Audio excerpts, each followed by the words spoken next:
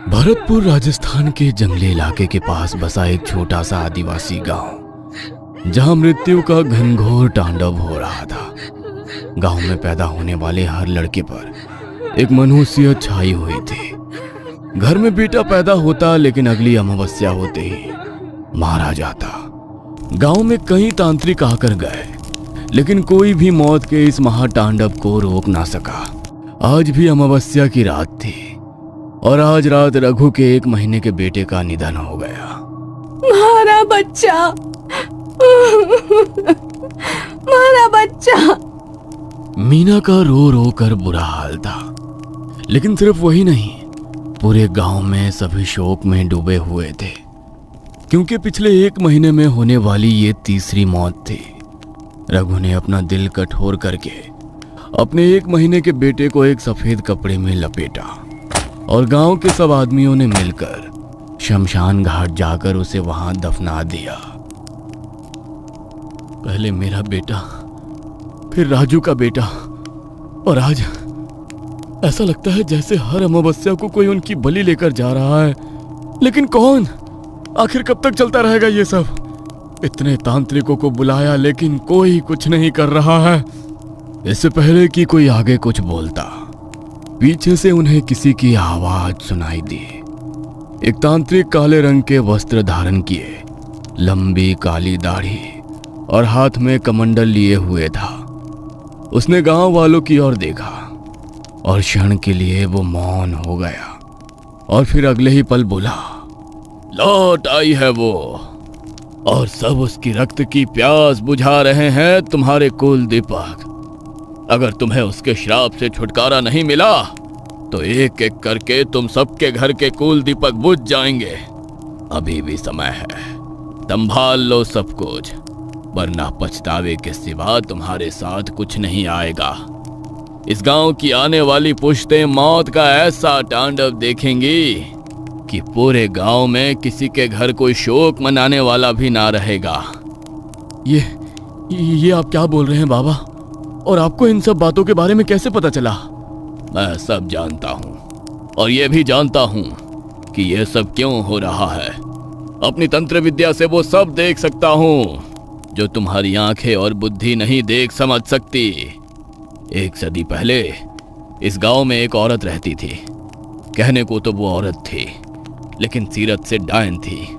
वह कई बार गर्भ से हुई और उसने हर बार एक बेटे को जन्म दिया, लेकिन जन्म के 3 दिन के भीतर ही उसके सारे बेटे मर जाते थे। तब उसने तंत्र मंत्र की विद्या सीखी। वो जब 7वीं बार गर्भ से हुई तो उसने अपने ही होने वाली संतान को दीर्घायु बनाने के लिए गांव के बाकी नवजात बच्चों की बलि देनी शुरू कर दी। वो 8 बच्चों की बलियां दे चुकी थी। उसे 21 बलियां पूरी करनी थी, लेकिन उससे पहले ही गांव वालों को उसका काला सच पता चल गया और उन्होंने उसकी झोपड़ी में आग लगा दी। वो उस आग में झुलस कर मर गई, लेकिन गांव वालों को यह श्राप देकर गई कि 1 सदी के बाद वो फिर लौटेगी और गांव के किसी भी घर का कुल दीपक जिंदा नहीं रहने देगी। वो अपना वंश आगे बढ़ाती, इससे पहले ही गांव वालों के द्वारा जलाकर मारी गई, इसलिए वो किसी और के घर का वंश भी आगे नहीं बढ़ने देगी। ये आप क्या कह रहे हैं बाबा? ऐसे तो पूरे गांव का विनाश हो जाएगा। जब किसी का वंश ही आगे नहीं बढ़ेगा तो धीरे धीरे करके पूरा गांव खत्म हो जाएगा। जब आप हमें इतना सब कुछ बता सकते हैं तो इसका समाधान भी कर सकते हैं। कुछ भी करके हमें श्राप से मुक्ति दिलाइए, हमारे वंश को खत्म होने से रोक लीजिए। यह समस्या जितनी जटिल है, इसका समाधान भी उतना ही मुश्किल है। उसके मुंह से उसका शिकार छीनना है तो उसे रक्त के बदले रक्त देना होगा, बलि के बदले बलि। उसके श्राप से तुम सबको तभी मुक्ति मिल सकती है जब उसे हम स्वयं अपनी इच्छा से बलि चढ़ाएं, वो भी पूरी 21, लेकिन किसी जानवर की नहीं, बल्कि अपनी संतानों की। क्या हम आपसे अपनी संतानों का जीवन बचाने का समाधान पूछ रहे हैं और आप हमें इस दलदल में और गहरा धकेल रहे हो?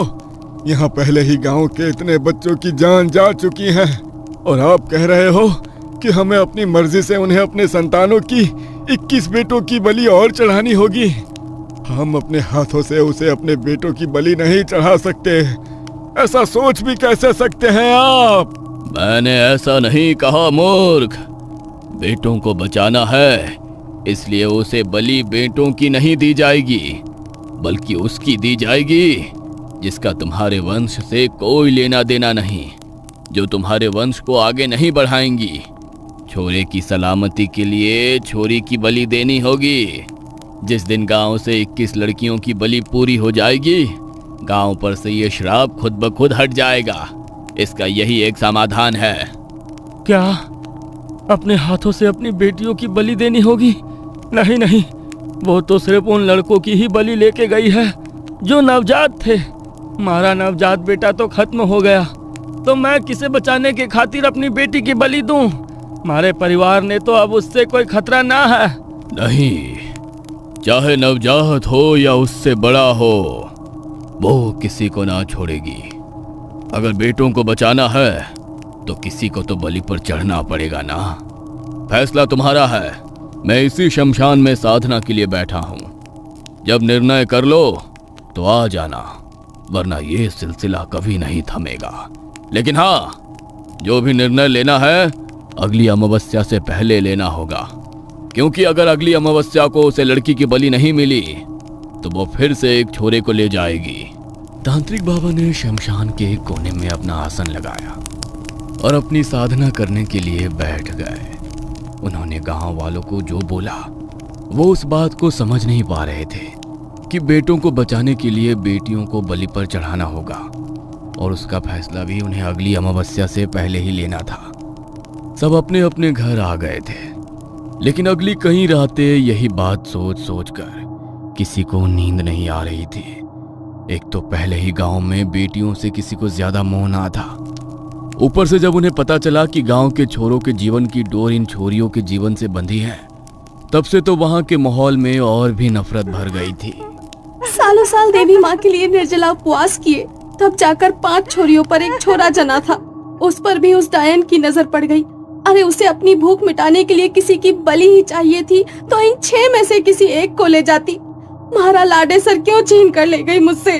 आज तेरा बच्चा लेकर गई है, कल को किसी और का जाएगा। एक एक करके पूरा गांव शमशान में बदल जाएगा। लेकिन ना, हम ये ना होने देंगे। अमावस्या से एक दिन पहले गांव के सभी आदमी चौक में इकट्ठे हुए ताकि एक फैसला ले सकें। अगर तुम सबने अपना फैसला कर लिया है तो बता दो, क्योंकि अगर आज फैसला नहीं लिया तो कल अमावस्या की रात को फिर से किसी के घर का कुल दीपक बुझ जाएगा, और आने वाली हर अमावस्या को ये सिलसिला इसी तरह दोहराया जाएगा। ऐसे तो ये सिलसिला थमने से रहा। इससे तो अच्छा यही है कि हम अपनी बेटियों को बलि चढ़ा दें। वैसे भी बेटियां हमारा वंश आगे नहीं बढ़ा सकती, और हर घर के वंश को मिटने देने से अच्छा है कि हम 21 बेटियों की बलि चढ़ा दें। आखिर कहीं तो ये सिलसिला रुकवाना ही पड़ेगा ना।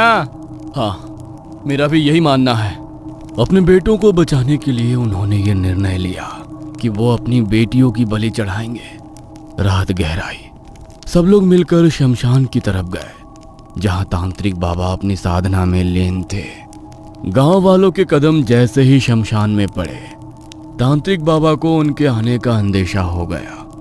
उन्होंने हाथ जोड़कर अपना जाप रोक दिया और गांव के लोगों को इशारा करके अपने पास बुलाया। ले लिया निर्णय? हाँ बाबा, हम तैयार हैं। अपने बेटों को बचाने के लिए हम उसे अपनी बेटियों की बलि चढ़ाएंगे। तो फिर ठीक है, कल रात अमावस्या है, तो कल गांव की एक लड़की को लेकर इसी शमशान में आ जाना। लेकिन हाँ, एक बात का ध्यान रखना, बलि उसी लड़की की स्वीकार होगी जो अपनी किशोरावस्था में होगी। नवजात या छोटी बच्चियों की बलियों को वो स्वीकार नहीं करेगी। अगली रात हुई। गांव के एक आदमी बिरजू के घर कुछ दिन पहले ही बेटे ने जन्म लिया था। उसकी बेटी इसी महीने 13 साल की हुई थी। गली की बाकी बच्चियों के साथ वो आंगन में खेल रही थी। तभी बिरजू ने उसे आवाज लगाई। गंगा, जरा बात सुन मेरी। हाँ बोलो बापू, क्या हुआ? चाय पीनी है? मैं अभी बना के लाती हूँ। ना, मने बाहर का एक काम है, तू भी हमारे साथ चल। पर बापू, माँ ने अपनी सहेलियों के साथ खेलना है। हमारा कहीं जाने का मन ना है। आप अकेले चले जाओ ना।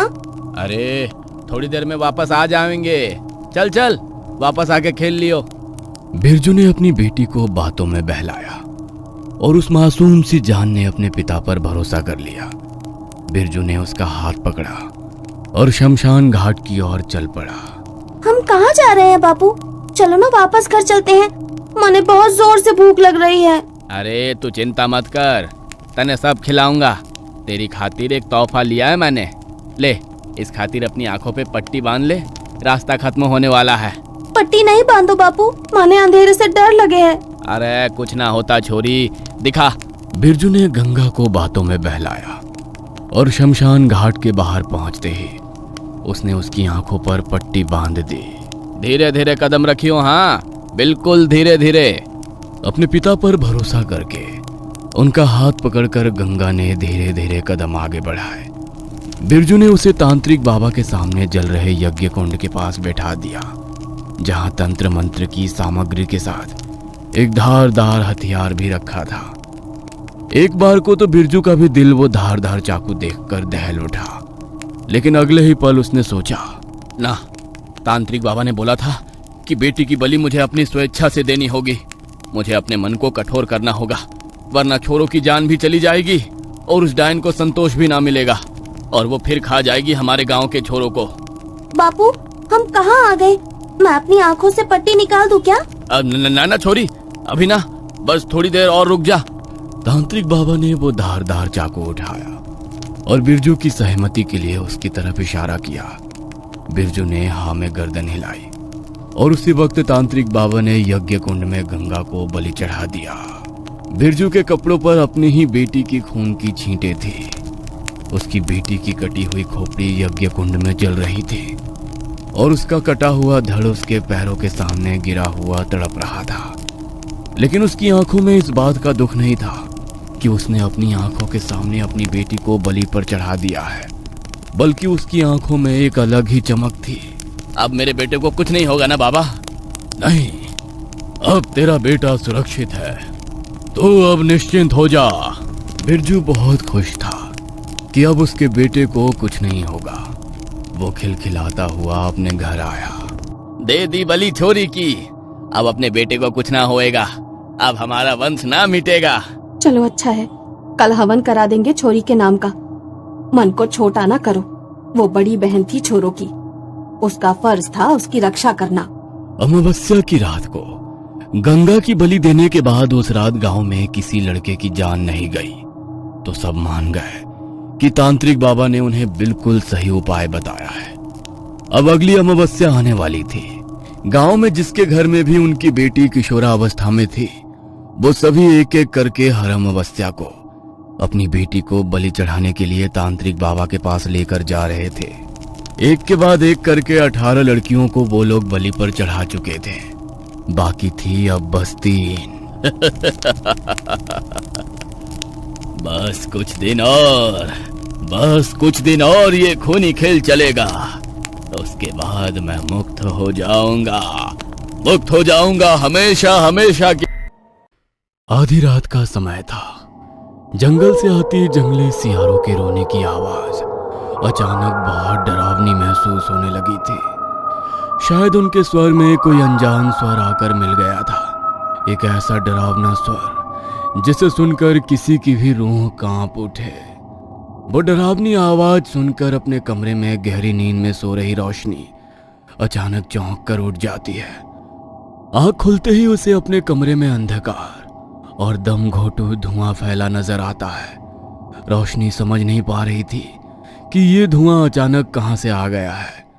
तभी वहां पर कमरे में लगी लालटेन जल उठती है और धुंधली सी रोशनी के पार उसे एक आकृति नजर आती है, जिसका आकार छत के लगभग बराबर था। भयानक चेहरा, सर पर सिंग और शरीर से टपकता काला चिपचिपा घिनौना पदार्थ, जिसके कारण एक पल भी उसकी ओर देख पाना संभव नहीं लग रहा था। उस आकृति को अपने कमरे में खड़ा देखकर एक पल को रोशनी की भय से धड़कनें रुकने लगी थी। तभी उस डरावनी जीभ की आवाज कमरे में गूंज उठती है। बहुत खूबसूरत हो तुम, आ जाओ, मेरे पास आ जाओ। नहीं, मुझे छूना मत। छी, कौन हो तुम? बापू, बापू, बचाओ मुझे, बचाओ बापू।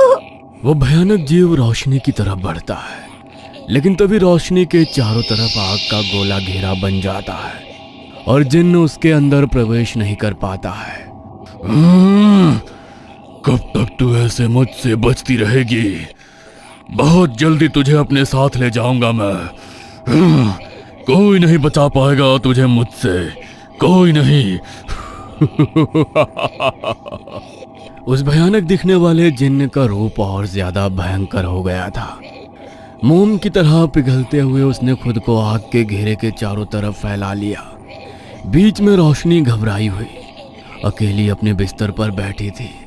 डर के मारे उसकी आंखों से आंसू बह रहे थे। धीरे धीरे उसके चारों तरफ जल रही वो आग जो उसकी रक्षा कर रही थी धीरे धीरे कर बुझने लगी और वो जिन्न रोशनी के बहुत पास आने लगा। लेकिन जैसे ही उसने रोशनी को छूने की कोशिश की, वहां आग का एक भयंकर धमाका होता है और रोशनी की नींद टूट जाती है। ये सपना था, लेकिन ऐसा लग रहा है जैसे वो जो भी कुछ था बिल्कुल सच था।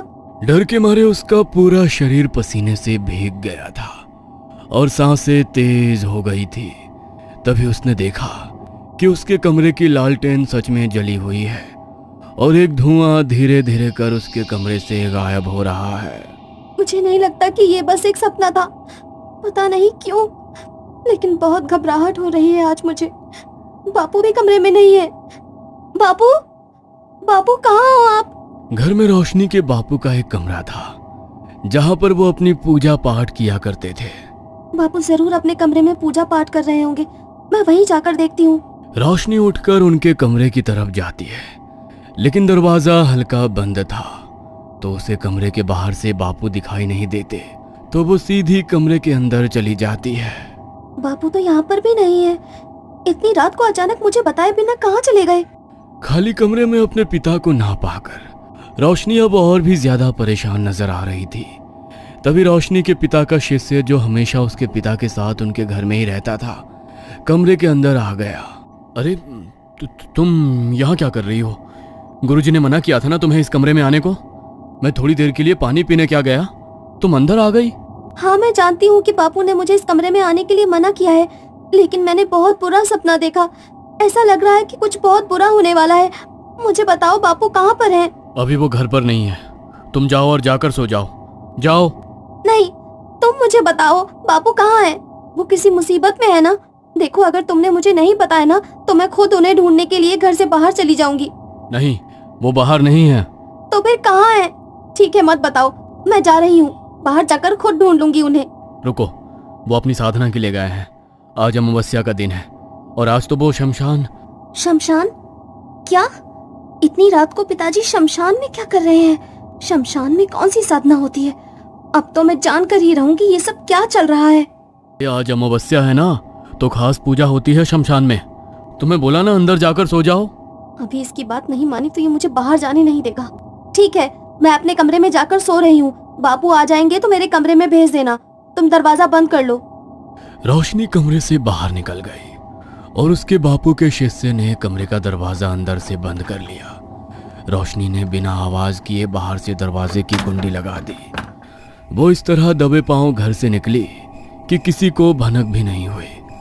आधी रात के पहर वो सीधी शमशान में पहुंची, जहां उसे दूर ही आग की लपटें दिखाई पड़ रही थी और पास ही में उसके पिता बैठे मंत्रों का जाप करते दिखाई दे रहे थे। उनके पास एक लड़की का मृत शरीर पड़ा था। हर तरफ खून ही खून फैला दिखाई दे रहा था और उसके पिता एक मानव खोपड़ी को रक्त से नहलाते हुए शैतानी हंसी हंस रहे थे। जमीन पर तंत्र मंत्र का सामान रखा देख और पिता को इस तरह हंसते देखकर रोशनी को समझते देर न लगी कि वो कोई तांत्रिक क्रिया कर रहे हैं। बस कुछ दिन और ये खूनी खेल चलेगा। उसके बाद मैं मुक्त हो जाऊंगा हमेशा हमेशा के लिए। ये सब देखकर और अपने पिता की बातें सुनकर रोशनी के होश उड़ गए। ये सब क्या हो रहा है? बापू ये क्या कर रहे हैं? मेरे बापू इस तरह किसी की जान नहीं ले सकते। जो कुछ मैंने देखा, जरूर ये कोई भयानक सपना है। वो भागती हुई अपने बापू के पास जाती है और अपने बापू को आवाज लगाती है। अपनी बेटी को वहां देखकर तांत्रिक हैरान रह जाता है। तू यहाँ क्या कर रही है और तुझे कैसे पता चला कि मैं यहाँ पर हूँ? यह सब भूल जा और जा, घर चली जा। तुझे यहाँ नहीं आना चाहिए था। वो सब छोड़िए बापू, लेकिन आप इतनी रात को शमशान के भीतर क्या कर रहे हैं? और ये किसका मृत शरीर पड़ा है यहाँ पर? कह दीजिए कि जो कुछ भी मैंने अपनी आंखों से देखा वो सब झूठ है, कोई बुरा सपना है। बापू, क्या वाकई आपने इस लड़की की जान ली है? नहीं, मैंने किसी को नहीं मारा। इसकी बलि तो इसके घर वालों ने खुद दी है। तुझे पता ही है ना, इस गांव के जंगली लोग, उनके लिए छोरियों की कोई कीमत नहीं। उनके छोरे ही उनके लिए सब कुछ है। अपने छोरे की जान बचाने के लिए खुद अपनी लड़की को यहाँ लेकर आए थे वो लोग। मेरा कोई दोष ना है। नहीं बापू, कोई अपनी बेटी की बलि थोड़ी दे सकता है। अपना पाप छुपाने के लिए एक बार फिर से कहानी सुना रहे हो आप मुझे। आपकी रोशनी अब उतनी छोटी बच्ची नहीं रही कि आप उसे परियों की कहानी सुनाकर बहला देंगे। जो आपने कहा वो सच नहीं है, वो सच नहीं है बापू। आप तो बस पूजा पाठ करके लोगों का भला करते थे। अगर इस गांव के लोग जंगली हैं और उनके लिए उनकी बेटियों की कोई कीमत नहीं, तो आप तो उन्हें गलत काम करने से रोक सकते थे ना बापू। आप ही तो एक बेटी के पिता हैं। आपने क्यों किसी को अपनी बेटी की बलि देने दी? और आप यहाँ आधी रात को क्या कर रहे हैं? आपने उन लोगों को रोका क्यों नहीं? ये सच नहीं है बापू। आप मुझे सच सच बताइए, ये सब क्या हो रहा है? मुझे मेरे सवालों का जवाब चाहिए। अपने सवालों का जवाब लिए बिना मैं यहाँ से लौटकर नहीं जाऊंगी। आपको मेरी कसम है बापू, सच बोलिए। ये तूने क्या किया? अपनी कसम क्यों दी तूने मुझे? देख बेटा, मैं ये जो कुछ भी कर रहा हूँ ना, तेरे अच्छे के लिए ही कर रहा हूँ। जा, चली जा यहाँ से। मैंने कहा ना, भूल जा। तूने यहाँ जो कुछ भी देखा उसे एक बुरा सपना समझकर भूल जा। क्या आप ये सब मेरे लिए कर रहे हो? लेकिन आपको मेरे लिए किसी की बलि देने की क्या जरूरत पड़ गई? मैं किसी की मौत का बोझ अपने ऊपर नहीं लेना चाहती। सच सच बताइए, आखिर ये सब क्या हो रहा है? क्यों किया आपने ऐसा? बोलिए, जवाब दीजिए मुझे। बेटी, इस सब का जिम्मेदार मैं हूँ। मैं तो पूजा पाठ करके ही अपना जीवन जी रहा था। एक रोज सुबह के 4 बजे मैं जंगल में पूजा के लिए फूल फल वगैरह लेने गया था। दिन अभी निकला नहीं था, हर तरफ अंधेरा ही दिखाई दे रहा था। तभी मुझे एक साधु जैसा दिखने वाला आदमी एक पेड़ के नीचे बैठा दिखाई दिया, जो अकेले में अपने आप से कुछ बड़बड़ा रहा था। मुझे लगा कि शायद उन्हें मेरी मदद की जरूरत होगी, इसीलिए मैं उनकी तरफ बढ़ गया। बाबा, कौन है आप? आज से पहले तो आपको कभी इस जंगल में नहीं देखा। रास्ता भटक गए हैं क्या? भटका नहीं, अब तो मार्ग मिला है। मेरे पास वो शक्तियां हैं कि मैं आंख बंद करके वो काम कर सकता हूँ जो तुम खुली आंखों से नहीं कर सकते। आंखें बंद करके यहाँ बैठे बैठे तुम्हारा भूत, भविष्य, वर्तमान सब बता सकता हूँ। भूत, पिशाच, ईश्वर, मुझे किसी का भय नहीं। क्या बात कर रहे हैं? जरूर आपका मानसिक संतुलन बिगड़ गया है। इस संसार में सबसे शक्तिशाली ईश्वर है, उसकी शक्ति के आगे कुछ भी नहीं। ईश्वर? हाँ, पुजारी होना तुम मंदिर में परसों से पूजा पाठ कर रहे हो। क्या दिया तेरे ईश्वर ने तुझे? तेरे 2 वक्त के भोजन का भी ठिकाना नहीं है। एक बेटी है तेरी, उसके अलावा संसार में तेरा कोई नहीं।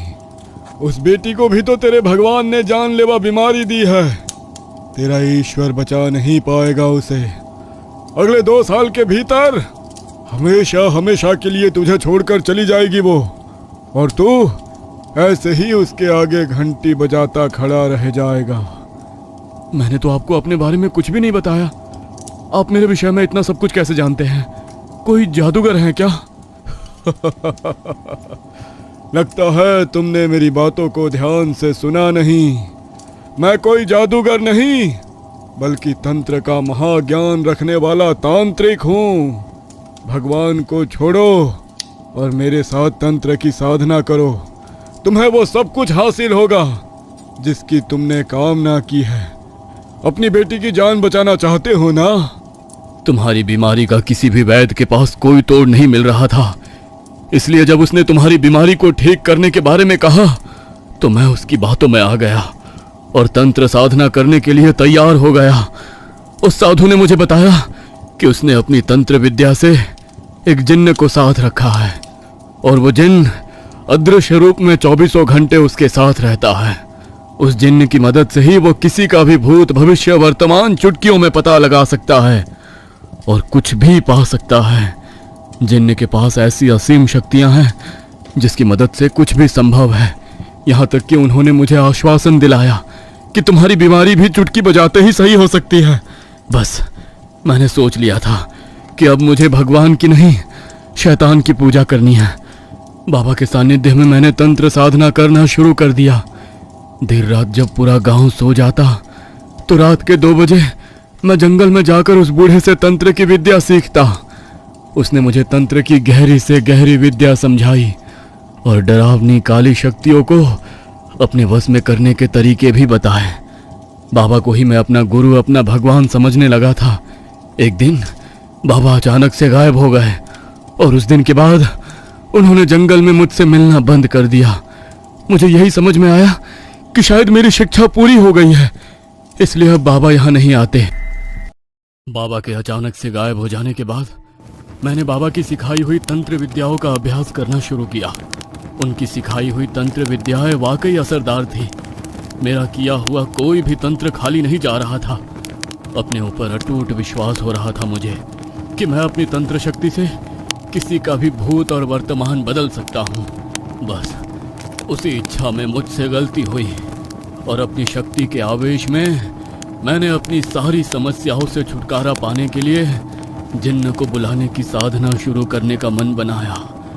हफ्तों तक लंबी चली कठोर साधना के बाद एक रात दिन प्रकट हुआ। उसके चारों तरफ अग्नि का एक घेरा बना हुआ था। जिन्न को अपने समक्ष देखकर मेरी खुशी का कोई ठिकाना नहीं था। मुझे लगा कि मैंने अपनी जिंदगी का सबसे बड़ा खजाना पा लिया है। मेरी शक्तियां अब असीम हो जाएंगी।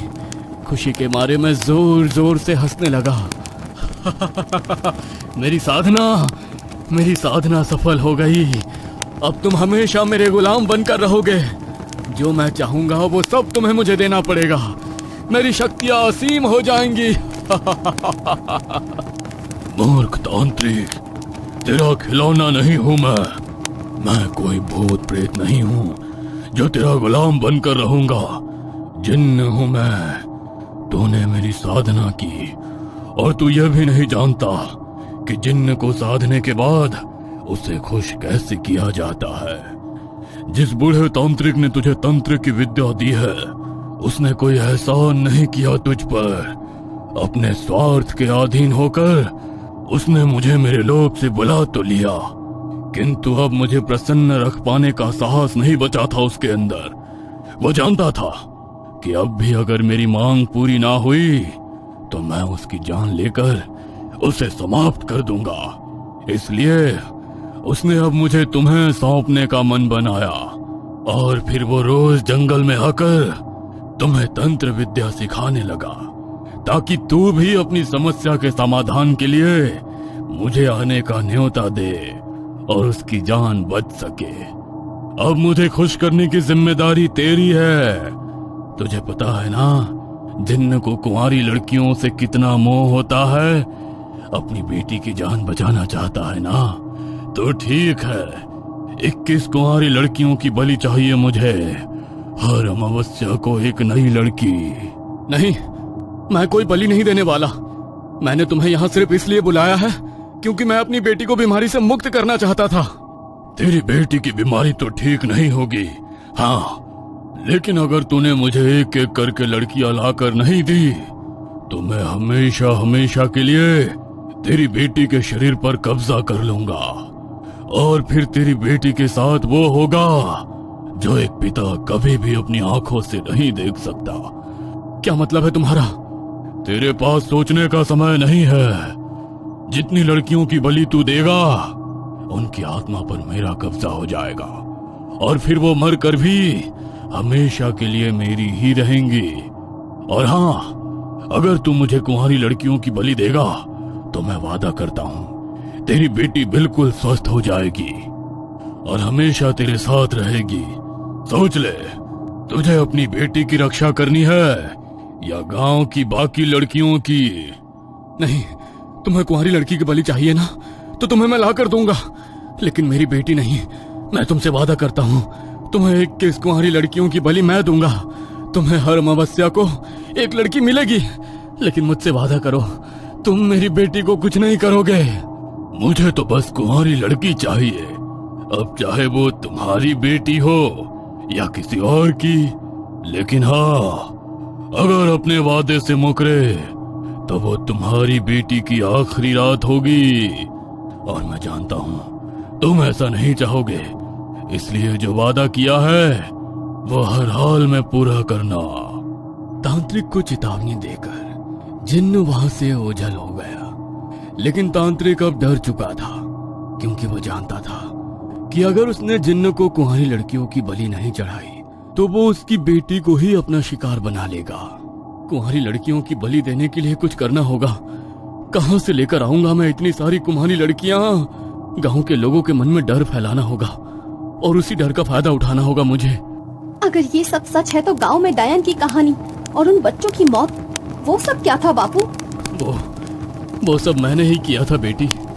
मैंने ही अपने काले जादू से जान ली थी उन सब की, और गांव वालों को मुझ पर यकीन हो इसलिए डायन की झूठी कहानी बताई, ताकि अपने बेटों को बचाने के लिए वो अपनी बेटियों की बलि चढ़ाने के लिए अपनी इच्छा से तैयार हो जाएं। मैंने कभी सपने में भी नहीं सोचा था बापू कि आप ऐसा करोगे। जन्म और मृत्यु पर किसी का जोर चलता है क्या? मैं ईश्वर से जितनी जिंदगी लिखवा कर लाई थी उतना ही तो जीवन मिलेगा ना मुझे। आपने विधि के विधान को बदलने की कोशिश की और उसके लिए इतनी मासूम बच्चियों को बलि पर चढ़ा दिया। जिस तरह आपने अपनी बेटी के बारे में सोचा, उस तरह कभी उन सब बेटियों के बारे में भी सोचा होता?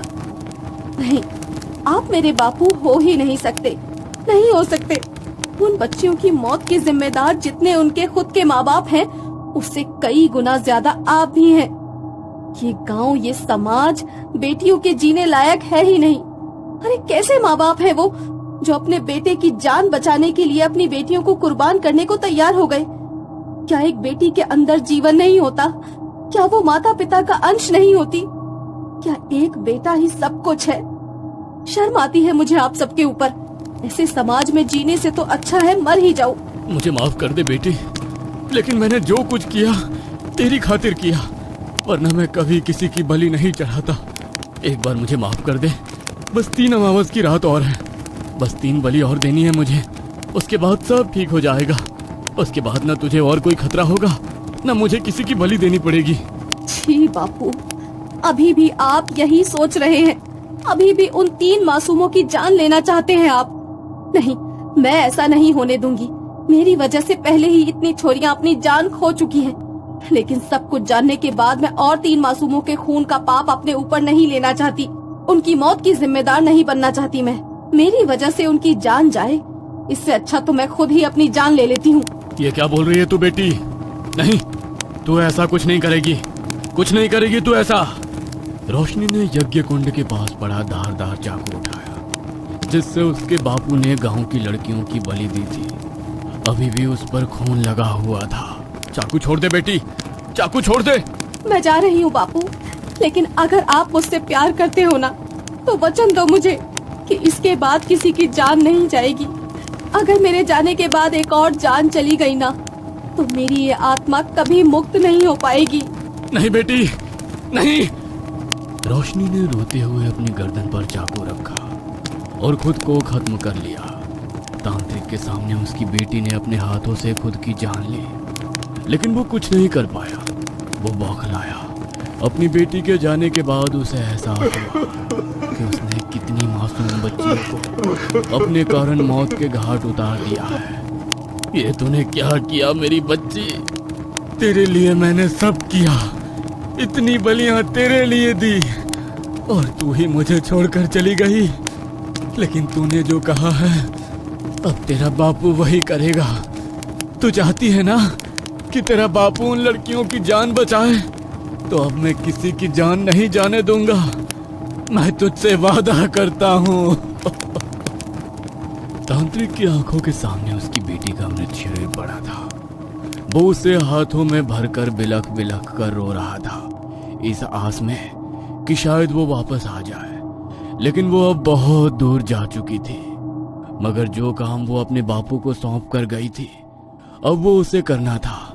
अपनी बेटी के जाने के दुख में वो पूरी रात शमशान में ही बैठा रहा। सुबह हुई तो उसने अपनी बेटी की चिता को अग्नि दी। पास की नदी पर स्नान करके वो सीधा गांव पहुंचा।